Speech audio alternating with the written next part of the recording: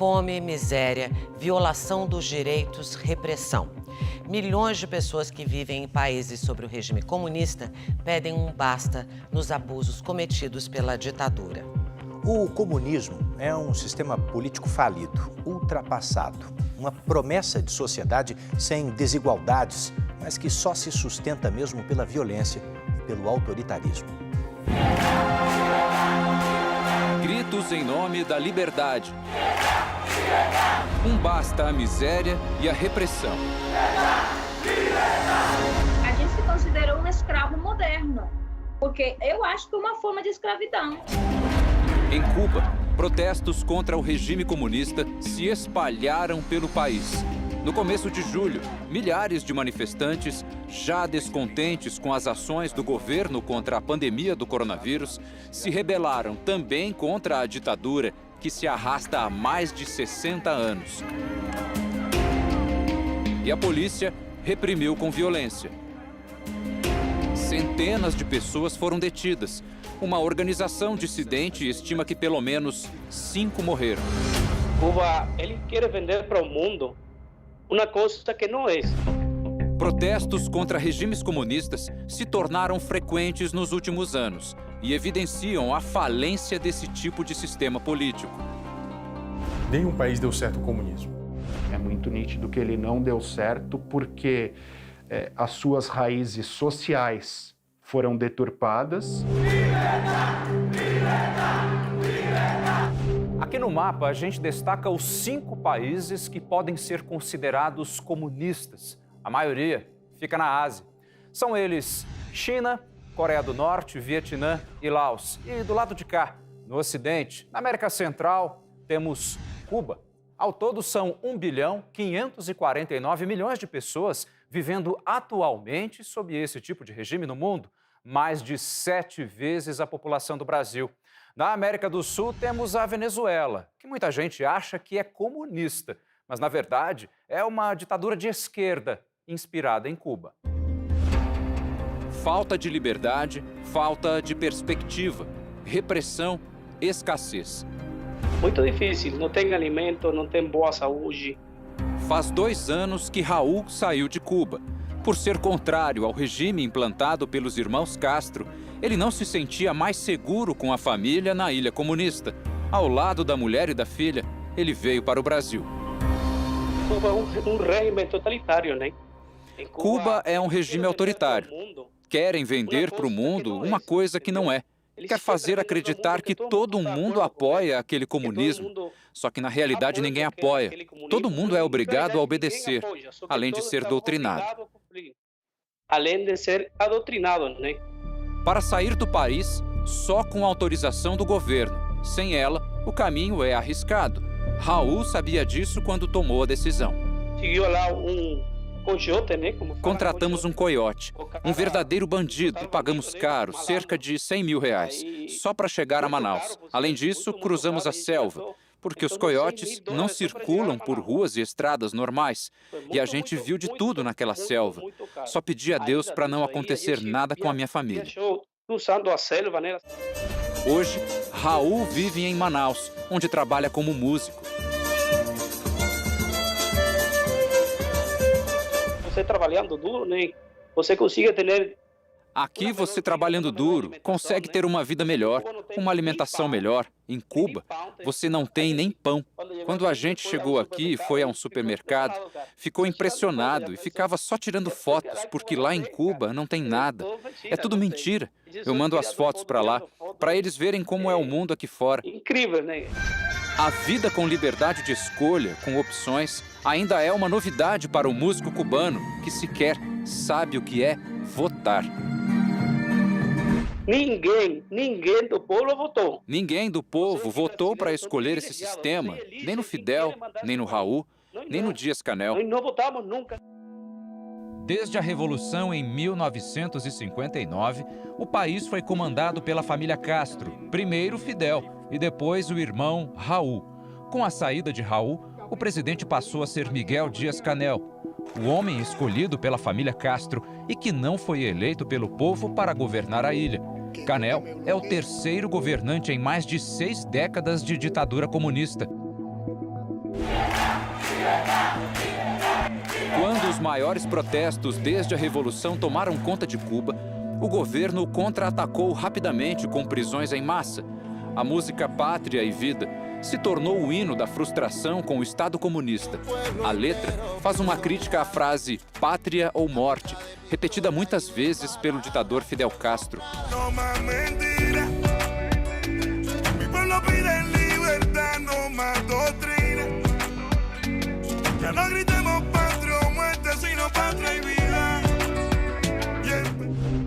Familiares dos presos têm medo de gravar entrevista, mas afirmam às agências internacionais de notícia que a maioria foi para a cadeia simplesmente por gravar ou compartilhar vídeos das manifestações.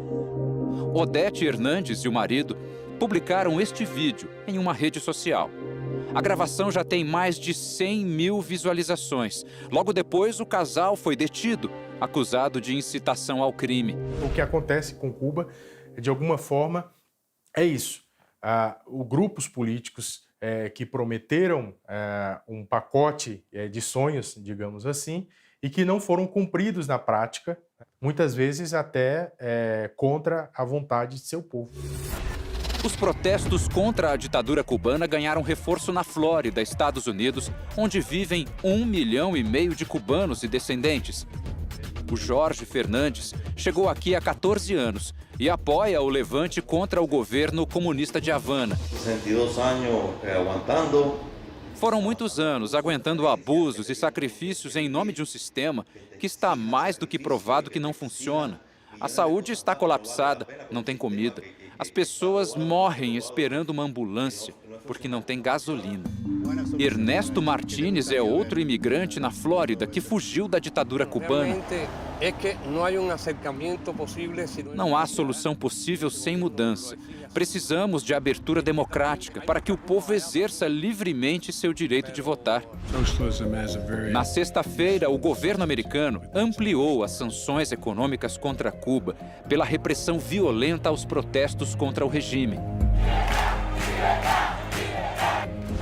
Liberdade, anseio compartilhado do outro lado do planeta.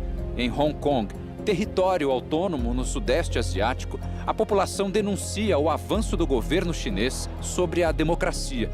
Os protestos passaram a ser reprimidos com violência crescente. Vários líderes das manifestações já foram detidos e a pena pode chegar a 10 anos de prisão. O jornalista Ivan Abreu mora em Hong Kong desde 2015. Ele conta que a nova Lei de Segurança Nacional tem sido usada para reprimir os opositores do comunismo. Criminaliza algumas atividades políticas, as pessoas estão querendo falar menos sobre isso, e inclusive entre colegas, assim, a gente vê que o tom das matérias, da crítica, tem mudado um pouco. O Partido Comunista governa a China com mão de ferro há 72 anos. Desde que Mao Tse-tung chegou ao poder.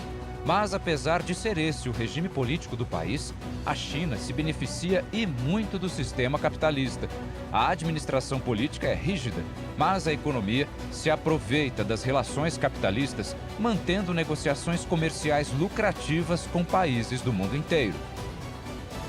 A China, nós não podemos nem classificar como um exemplo de sucesso em relação ao comunismo. A China talvez seja o grande exemplo de país capitalista, país que disponibilizou todos os seus meios e todas as suas possibilidades em prol do crescimento econômico, dentro das suas fronteiras e fora das suas fronteiras. Em compensação, quando nós olhamos para o regime político chinês, há certo cerceamento em relação às liberdades individuais. Mas o país pagou um preço alto para se tornar uma superpotência. Estima-se que mais de 50 milhões de pessoas morreram de fome depois da implantação do comunismo e o fim da agricultura privada. Manifestações políticas são totalmente proibidas. O protesto mais famoso, da Praça da Paz Celestial, em 1989, foi duramente reprimido. 10 mil manifestantes podem ter morrido no massacre. No ano passado, a organização Human Rights Watch denunciou que a China é uma ameaça global aos direitos humanos. Na Coreia do Norte, o país mais fechado do mundo, impera o silêncio total. A oposição é punida com trabalho forçado, prisão perpétua e pena de morte. O brasileiro Gustavo Miotti relatou em livro a experiência que teve por lá. Na casa eles têm a foto do fundador da Coreia do Norte, que é Kim Il-sung, e da foto do seu filho, do Kim Jong-il. E também existe uma rádio que é a única estação que pega, que toca em todas as casas, e às 7 horas pontualmente da manhã toca uma música militar para as pessoas acordarem. A fome é uma ameaça constante. Na década de 90, com o fim da União Soviética e da ajuda financeira, 3,5 milhões de pessoas podem ter morrido por falta de comida. No mês passado, o ditador Kim Jong-un avisou a população sobre a proximidade de uma nova crise alimentar. A ONU estima que mais de 10 milhões de norte-coreanos passam por necessidades, que equivale a quase metade da população do país. A escassez de alimentos também é um dos maiores problemas em um país vizinho do Brasil, que resolveu se inspirar em uma ditadura comunista e hoje vive em convulsão social. Na Venezuela, os protestos que começaram pela capital Caracas em 2014 se espalharam pelo país. Desde então, manifestantes desafiam o ditador Nicolás Maduro e tentam entregar o poder a Juan Guaidó, autoproclamado presidente em 2019. O país é assolado por uma crise que colocou a população na miséria. A ONU estima que 4 milhões de pessoas já deixaram a Venezuela nos últimos anos. Os refugiados saem como podem. Eu acompanhei a travessia de alguns pelo rio, na fronteira com a Colômbia, no fim de 2018. O esforço é para sobreviver e recomeçar a vida. Muitos, depois, ainda enfrentam uma longa caminhada até países como Peru e Brasil. Em 2018, eles decidiram que era hora de deixar o país. A Venezuela já não oferecia mais nenhuma qualidade de vida. Saúde, educação e segurança comprometidos. Até o básico era difícil conseguir, como ir ao mercado e comprar comida. Daí o Kevin e a Maria Alejandra venderam tudo e vieram para o Brasil. Em São Paulo, o casal de jornalistas vai refazendo a vida de forma simples. Kevin trabalha com logística, Maria com marketing. Na Venezuela, Kevin era conhecido no meio esportivo como comentarista de rádio. Trabalhava de segunda a sexta em um programa esportivo, no meio-dia, e no final de semana nos jogos de futebol da Venezuela. Mas trabalhar com comunicação num país em que a imprensa não tem liberdade é arriscado.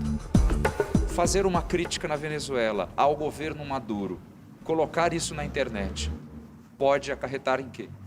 Pode acarretar em que peguem você na rua e falem que você é o terrorista. Da igualdade social defendida hoje pelo ditador Nicolás Maduro, o casal tem uma certeza. Esse socialismo aí é de boca para fora. É um sistema falido, é um sistema que não funcionou e eu penso que não funciona também para outros países. Mas a distância da família machuca. Pior ainda é ter a certeza de que os que ficaram na Venezuela passam necessidades. A situação não é muito diferente com os imigrantes cubanos.